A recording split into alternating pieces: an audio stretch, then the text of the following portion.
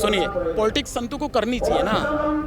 एक दिन जरूर साधु संतों की सत्ता, हिंदुस्तान की सत्ता बनेगी, सरकार बनेगी, कायम होगी। एक संतों की पार्टी है मानिए आप, है ना। अब उसमें जो अगेंस्ट में विपक्ष में पार्टी होगी, फिर आप बुराई करते हुए अच्छे नहीं लगेंगे ना। एक अच्छी शिक्षा संत के पास भी होनी चाहिए, राजनेता के पास भी होनी चाहिए। और बदलाव की दुनिया है, जब दुनिया बदल रही है तो संतों को भी बदलना चाहिए। एक वो संत लोग होते हैं जो कहीं गुफा में या कहीं एकांत में बैठ के साधना करके समाज का मार्गदर्शन करते हैं। एक हम जैसे संत लोग होते हैं। साधु संत के बारे में ग्रामीण क्षेत्रों में ये अफवाह फैलाई जाती है कि बाबा जी आ जाए लो, कान काट ले लो। आप सुनिए, यहाँ पर भाई साहब बीटेक बाबा जी जानो, खूब देखा होगा, इनकी वीडियोस देखी होंगे, आप देखे ही होंगे महाराज जी को। महाराज जी राम राम।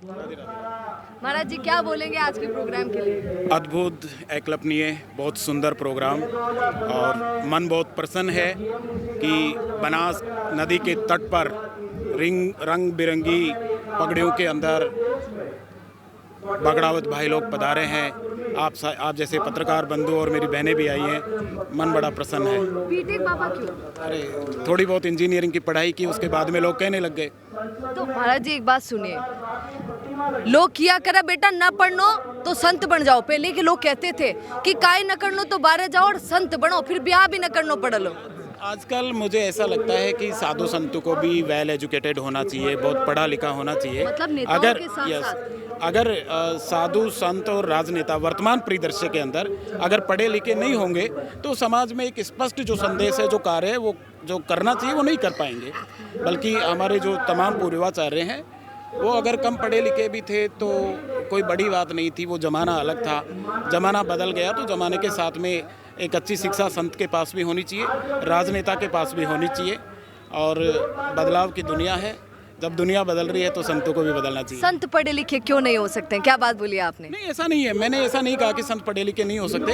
हमारे पूर्वाचार्य लोगों के उस टाइम में शिक्षा का अभाव था, लोग कम पढ़ते थे, बिना पढ़े लिखे भी संत थे। देखिए सोनिया, दो प्रकार के लोग होते हैं दुनिया में, दो प्रकार के साधु। एक वो संत लोग होते हैं जो कहीं गुफा में या कहीं एकांत में बैठ के साधना करके समाज का मार्गदर्शन करते हैं।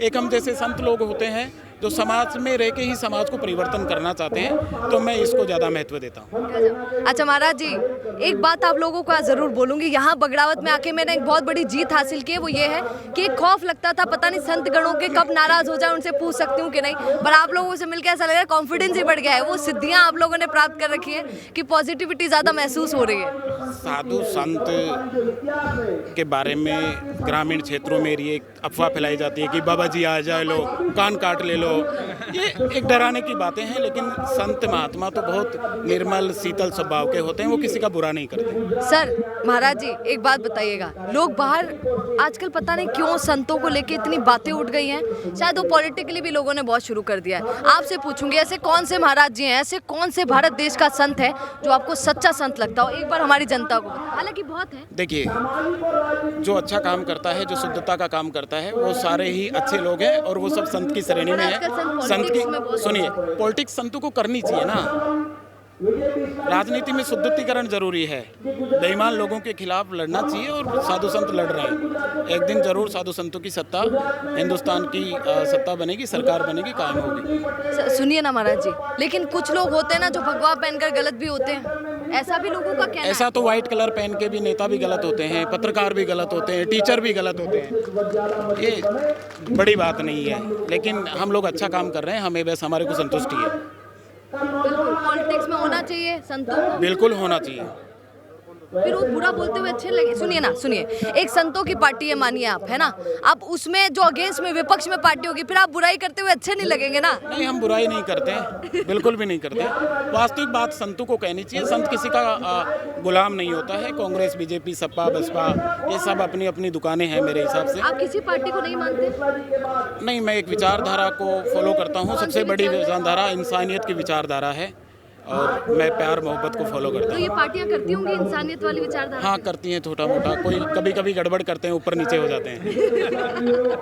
चलिए, महाराज जी से भी आपने बात कर ली है, अब मैं आपके लोगों से भी थोड़ी सी और नेता लोगों से भी चर्चा करवाऊंगी। राम राम। रुकिए और जरा ध्यान से सुनिए। क्या आप हमारी इन खबरों से अपने व्यापार को भी बढ़ाना चाहते हैं? तो आप भी खबरों के दौरान इस तरह के एलिमेंट्स पर अपना विज्ञापन दे सकते हैं, या फिर ऐसे खबर के 1 मिनट बाद अपना पूरा विज्ञापन डलवाएं जो कि 8 लाख से ज्यादा सब्सक्राइबर्स और फॉलोअर्स वाले द फैक्ट इंडिया चैनल्स और पेजेस से राजस्थान के कोने कोने में पहुंचेगा और इससे आपका व्यापार, ब्रांड सब कुछ बढ़ेगा।